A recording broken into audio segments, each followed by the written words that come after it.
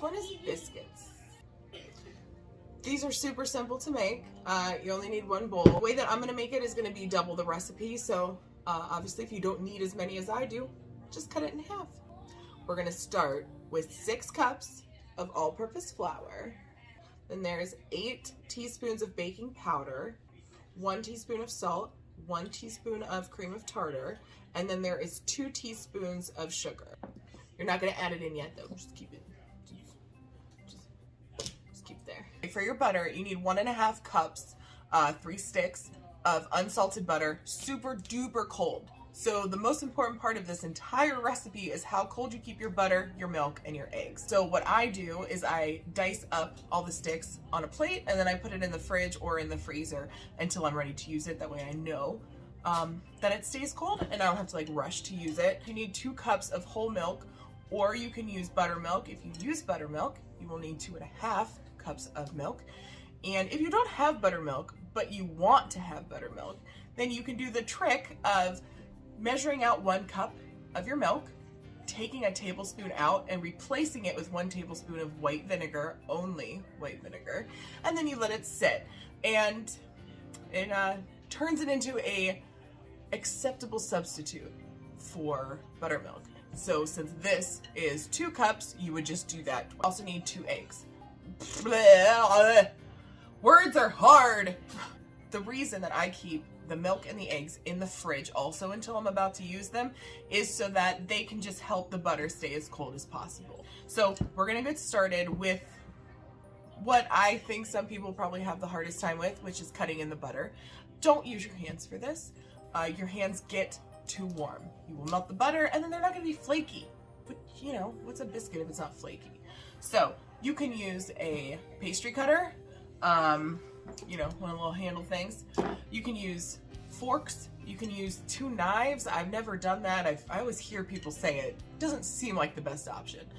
You can grate it into it. I've seen people use a food processor. That to me, that would only worry me because I would worry that the butter would get too small. But you know, keep an eye on it. I'm sure it would work. Nice and cold. Add it to my flour, and immediately you want to start cutting it into the flour. Okay, and I incorporated it.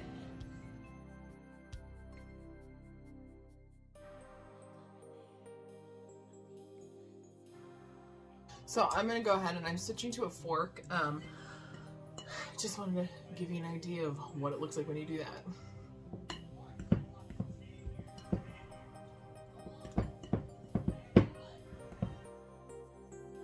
Okay, so all of my butter is incorporated. I was gonna clean up my counter, but I have to dust it with flour in a little bit anyway, so whatever. So now we're gonna add the baking powder, the salt, the sugar, and the cream of tartar. I'm just gonna fold this in. And as I said before, we want to keep the butter as cold as possible, so do this fairly quickly. Your oven is going to preheat to 450, so your kitchen's going to get pretty hot. So I like to add the eggs into my milk and then whisk them together. That way I don't have to worry about there being little, you know, pieces of, you know, egg that didn't really mix in all the way.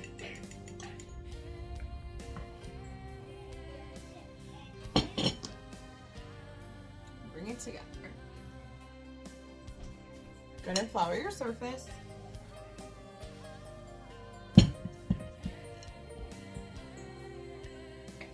Make a little mountain. Flour on top. Flour your hands. And you're gonna knead this 15 to 20 times. And yes, it's exactly that. 1, 2, 3, 4. You could use a rolling pin. I'm not going to use a rolling pin. I usually don't for this. So, I just like, I'll let you just press it out. Whatever thickness you want.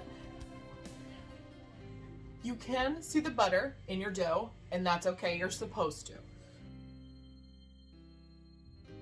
All right. You can use a cutter. You can use a cup. Just flour the edge.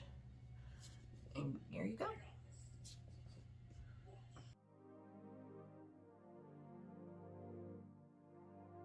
Okay, parchment lined, or you can grease a regular cookie tray, and they're gonna go in at 450 for 15 to 20 minutes. Just watch the tops. You want them to get brown. As far as the extra dough goes, because we're not gonna throw away all of this. And then I put it in a freezer bag and keep it in my freezer. And then I'll roll it out sometime and like cut it into strips, and then they'll be like biscuit sticks or biscuit dippers or something. So fun random breakfast and fun. They're done.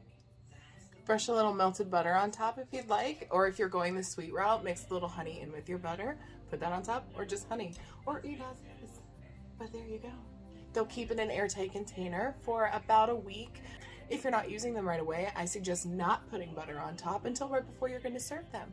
You can warm them up in the oven beforehand if you want. Let's crack one open. Pulls apart perfectly. Oof. So buttery and delicious. I hope you try them out. If you have any questions, let me know, but they're pretty foolproof, so I think you'll be okay. Enjoy them. Have a good Christmas. Love you. Bye.